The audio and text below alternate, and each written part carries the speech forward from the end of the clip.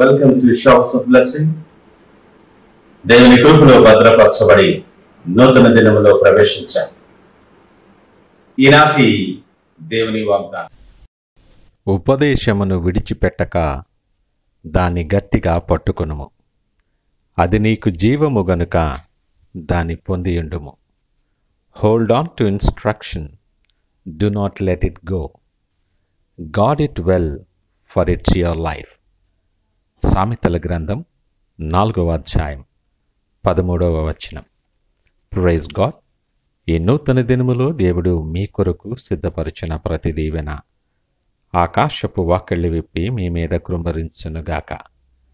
మరి ఒక నూతన దినాన్ని ఆరంభిస్తున్న నేపథ్యంలో ప్రేమ కలిగిన వాగ్దానము ద్వారా దేవుడు మనల్ని దర్శిస్తూ ఉన్నాడు.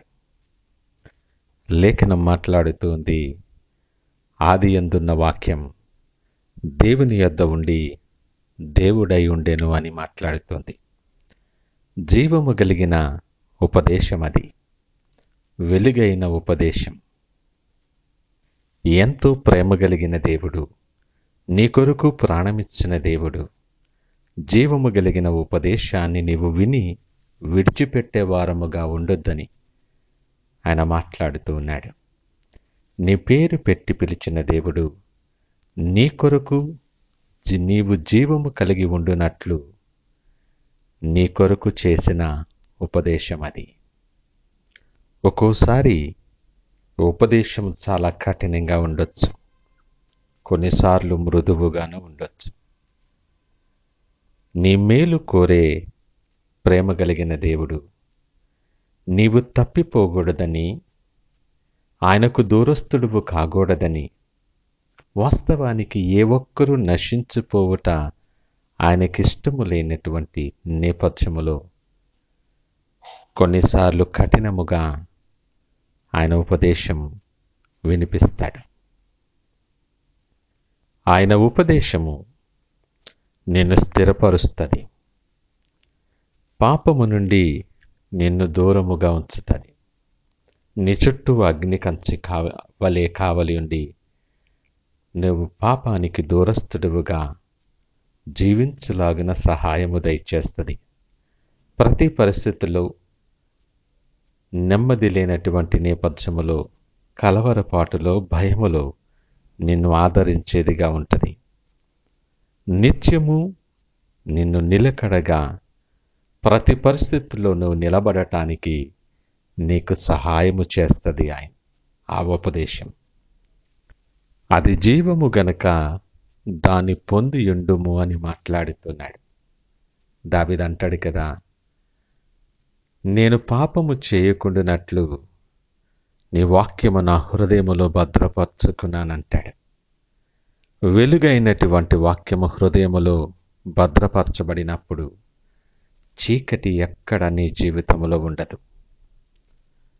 ఆయన సన్నిధిలో వాక్యము ఎడల ప్రేమ కలిగి, ఉపదేశము ఎడల ఆశ కలిగి ఆయన తట్టు చూడటం ఇష్టపడితే, విశ్వాసముతో ఆయన తట్టు తిరిగితే ఆశ్చర్యకరమైన సంగతులు నువ్వు చూచులాగున నీ మనోనేత్రాలు తెరవబడతాయి.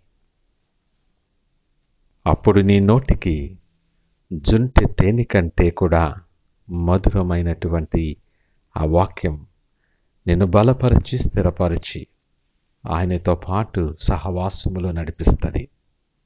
పరిస్థితుల నేపథ్యంలో, మన బలహీనతలో ఆయన ఉపదేశాన్ని విడిచిపెడుతూ ఉంటాం, ఉపదేశానికి దూరస్థలముగా జరిగిపోతూ ఉంటాం.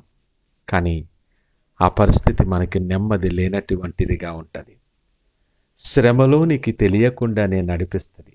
దావీదు సాక్ష్యమిస్తాడు, శ్రమ కలగక మునుపు నేను త్రోవ విడిచితిని, ఇప్పుడు నీ వాక్యం అనుసరించి నడుచుకొనిచున్నాను.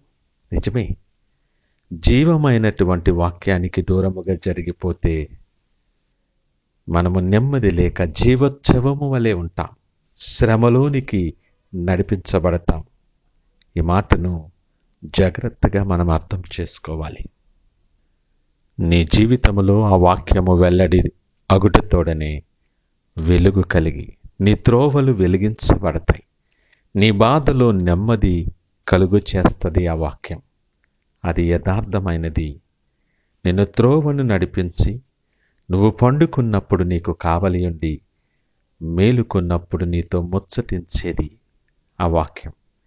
ఎప్పుడు నిన్ను ఒంటరిగా విడిచిపెట్టేది కాదు. భయమెందుకు, దిగులు చెందకు. అది జీవము గనుక దాన్ని విడిచిపెట్టక దాన్ని పొంది ఉండటానికి సిద్ధపడదాం. యెహోవా యందు నమ్మిక ఉంచువారు కదలక నిత్యము నిలుచు సియోను కొండవలే ఉంటారు. ఈ ఉదయకాల సమయం ఈ నూతన దినాన్ని ఆరంభిస్తున్న నేపథ్యములో ఆయన ఉపదేశము ద్వారా నడిపించబడిన వారమై ఉపదేశాన్ని పొందుకుని జీవము కలిగిన బిడలుగా ఆయనకు సాక్షులుగా ముందుకి కొనసాగటానికి ప్రార్థనాపూర్వకముగా దినాన్ని ఆరంభిద్దామా? ప్రార్థించుకుందాం. మహోన్నతుడు, నమ్మకమైన మా యేసయ్య, స్తోత్రాలు, వందనాలు. ఈ ఉదయకాలము నాతో మాతో సూటిగా మాట్లాడారు.